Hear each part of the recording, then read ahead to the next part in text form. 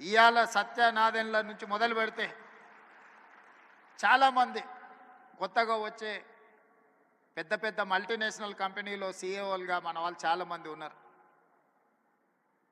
సరే, అమెరికాలో ఇక్కడ బహిరంగ సభ పెట్టిన దానికంటే పెద్ద ఎత్తున మా తానా సోదరులు సభలు పెడుతుంటారు ప్రతి 2 సంవత్సరాలకు తప్పకుండా. ఇప్పటివరకు ఎప్పుడూ నేను వెళ్తూనే కలుస్తూనే వస్తున్నా. అయితే ఈ సమావేశం కమ్మ గ్లోబల్ ఫెడరేషన్ ఒక మంచి సాంప్రదాయాలకు సమాజానికి ఉపయోగపడే విధంగా ఈ హైదరాబాదు నగరాన్ని విశ్వనగరంగా మార్చడానికి అవసరమైన ప్రణాళికలలో మీరు భాగస్వాములు కావాలి. తెలంగాణ రాష్ట్ర ప్రభుత్వం మిమ్మల్ని ఆహ్వానిస్తుంది. మీలో ఉన్న నిపుణులను, మీలో ఉన్న నైపుణ్యాన్ని అన్ని రకాలుగా ప్రోత్సహించడానికి తెలంగాణ రాష్ట్ర ప్రభుత్వం సంసిద్ధంగా ఉంది. ఎలాంటి భేషజాలు అక్కర్లేదు. హైదరాబాదు నగరం ప్రపంచంతో పోటీ పడాలంటే ప్రపంచంలో రాణించిన కమ్మ సోదరులకు ఇక్కడ అన్ని రకాల అవకాశాలు కల్పించడానికి మా ప్రభుత్వం సిద్ధంగా ఉన్నది అని చెప్పి నేను ఈ వేదిక మీద నుంచి విజ్ఞప్తి చేస్తున్నా. మాకు భేషజాలు లేవు. కులం, మా కులాన్ని మేము అభిమానించుకుంటాం. మేము ఇతర కులాలను గౌరవిస్తాం. ఎక్కడా ఆ విషయంలో పొరపాటు జరగదు. మా కులం పట్ల మాకు అభిమానం ఉండొచ్చు, కానీ ఇతర కులాల పట్ల అపారమైన గౌరవం ఉన్నది. ఈ విజ్ఞతను ఎప్పుడూ తెలంగాణ రాష్ట్ర ప్రభుత్వం పాటిస్తుంది. మా మిత్రుడు శ్రీనివాసరెడ్డి గారైనా, మా సోదరుడు కోమటిరెడ్డి వెంకటరెడ్డి గారైనా మేము ఈ సూత్రాన్ని ఎప్పుడు అమలు చేస్తూనే ఉంటాం. తెలంగాణ రాష్ట్రంలో వివక్ష ఉండదు. తెలంగాణ రాష్ట్రంలో మీ కష్టానికి గుర్తింపు ఉంటుంది, మీకు అవకాశాలు ఉంటాయి.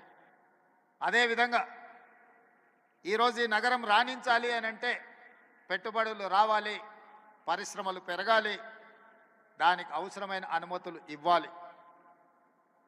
ప్రపంచంలో నిరసన తెలపడం అనేది ప్రాథమిక హక్కు. పన్నులు కడుతున్న ప్రాంతంలో ఎవరైనా తమకు నచ్చనప్పుడు, తమకు నచ్చని కార్యక్రమాలు ప్రపంచంలో జరుగుతున్నప్పుడు నిరసన తెలపడం అనేది, నిరసన తెలపడానికి అవకాశం ఇవ్వడం అనేది ప్రభుత్వాల బాధ్యత.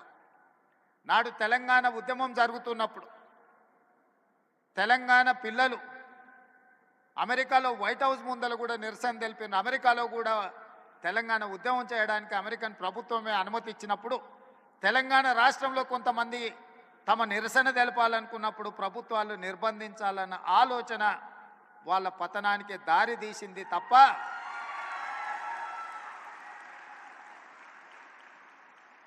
నిరసన అనేది one of the format of democracy.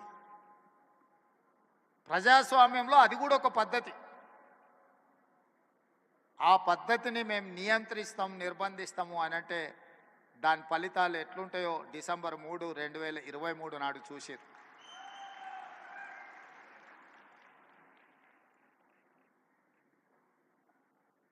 Venkaiah Naidu గారు రాష్ట్రపతి అవుతారని, అవ్వాలని మేమందరం ఆకాంక్షించిన పార్టీలు వేరైనా కూడా మన తెలుగువాడు ఢిల్లీలో మనకు ఒక గుర్తింపు, గౌరవాన్ని తెచ్చినవాడు.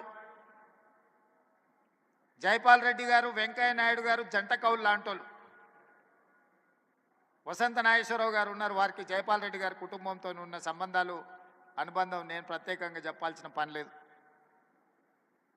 ఇప్పుడు ఢిల్లీలో నాయకత్వ లోపం కనిపిస్తున్నది. వెంకయ్య నాయుడు, జైపాల్ రెడ్డి గారు, అంతకంటే ముందు పివి నరసింహారావు గారు లాంటి, ఎన్టీ రామారావు గారు లాంటి నాయకులు తెలుగు రాష్ట్రాల నుంచి మన వాళ్ళు అక్కడ ఉంటే ఈరోజు జాతీయ స్థాయిలో మనకు కొట్టొచ్చినట్టుగా నాయకత్వ లోపం కనిపిస్తున్నది. మనందరం ఆలోచన చేయాల్సిన సందర్భం వచ్చింది. కులానికి, ప్రాంతానికి అతీతంగా మన తెలుగువారి యొక్క నాయకత్వం, తెలుగువారి యొక్క అభివృద్ధి కోసం పనిచేసే బలమైన నాయకత్వాన్ని ఢిల్లీలో మళ్ళీ రాణించాలి. అలా రాణించే నాయకులు ఎవరున్నా ప్రోత్సహించాలన్న ఆలోచన ఈ వేదిక మీద నుంచి మనందరం కూడా నిర్ణయం తీసుకోవాల్సిన అవసరం ఉన్నది.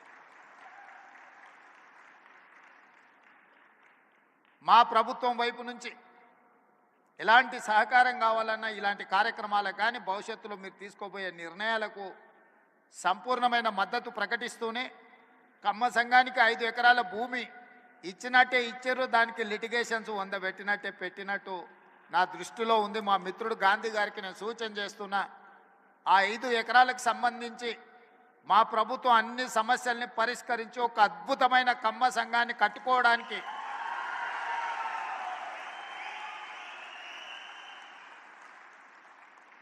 వేదిక మీద సివి రావు గారు ఉన్నారు. అమీర్పేట చౌరస్తాలో ఎప్పుడు చూసినా కమ్మ సంఘం సివి రావు గారు కనిపిస్తూనే ఉంటారు.